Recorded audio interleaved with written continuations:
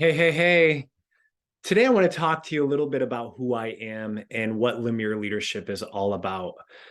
I was in Orlando, Florida last week for the International Maxwell Conference, and a neighbor of mine posted how excited she was for this new season of my life. And I thought, this has been 2 years of my life.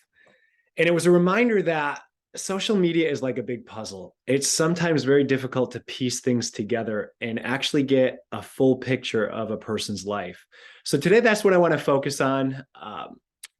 Kind of go back to 2020 where things transitioned for us. I was a teacher for about 10 years. I taught high school English and Spanish. And at the beginning of 2020, I was really at a place where I was considering being finished with that career.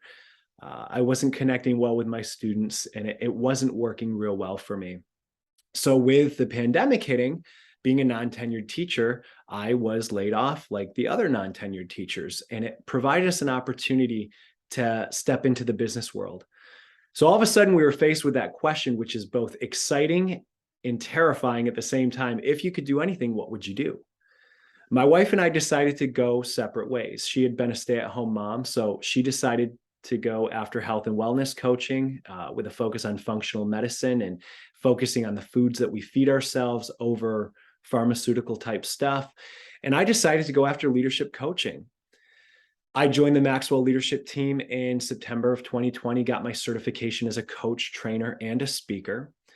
And I jumped in with my first mastermind. If you remember, it was around the book, The 15 Invaluable Laws of Growth.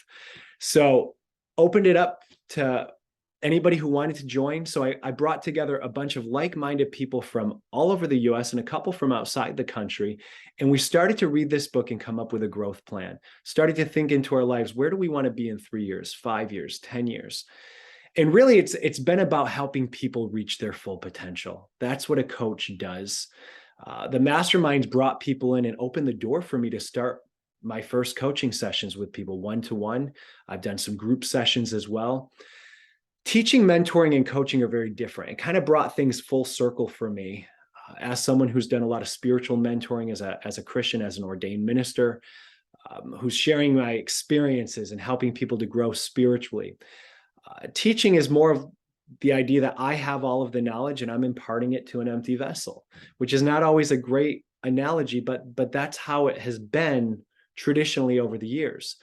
Coaching is an amazing contribution to those two things, though, because it allows me to ask questions. It allows me to partner with an individual who, in all respects, is whole.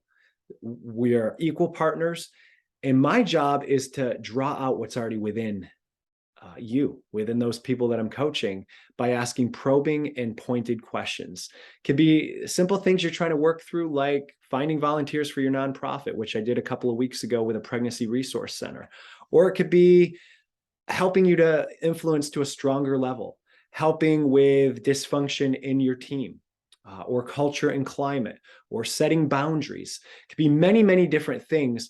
And we start to get to the root of issues through questions. And you start to have insights and breakthroughs. And when you have those breakthroughs and they're coming from within you, they're much more impactful. They're those things that stick with you for the rest of your life.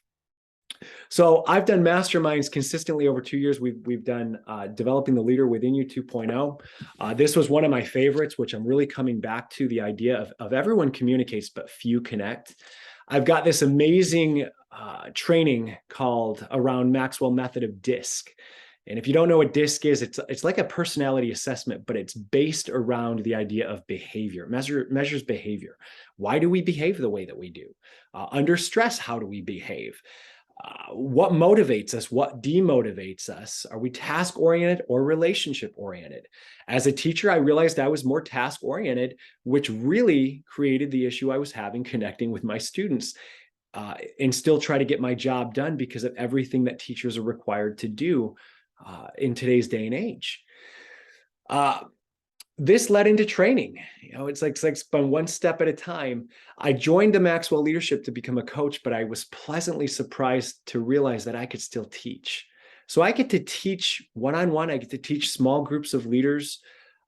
I also get to go into organizations and help with culture and climate, help people to communicate and connect on a higher level.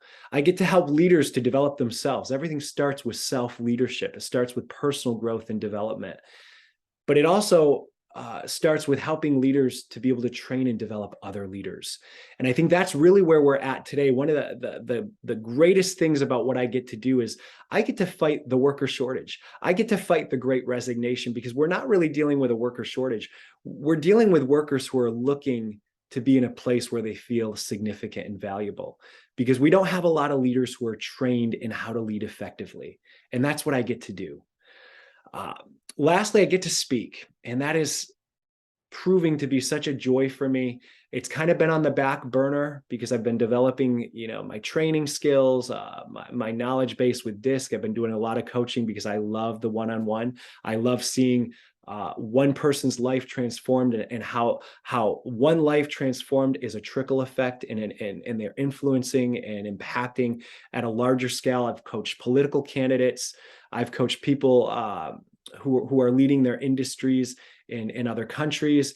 I've coached people who are spiritual leaders, pastors in that. It's been an amazing, amazing journey. But I get to also speak. I had the opportunity to speak and perform the service for my uncle at his funeral earlier this year. And I thought to myself, what have they done by inviting a motivational speaker to speak at a funeral? And that's really what it was. But one of the things that I do is I carry hope. I carry joy. There's always hope. And I got to bring hope to a large group of people who are grieving over the loss of my uncle, to my grandmother, to my aunts, and my mom, and to my brothers. So it's this amazing opportunity to be able to inspire people up on a stage, many, many people at one time, to take action, to change the habits in their lives, and to go after their destiny and their purpose. I would love to hear your comments in the chat, especially if you were really surprised at what I'm sharing, you had no idea. It's really great for me to have that feedback. And I want to encourage you today to live passionately, but more important than living passionately, live with intention. I'll see you next week.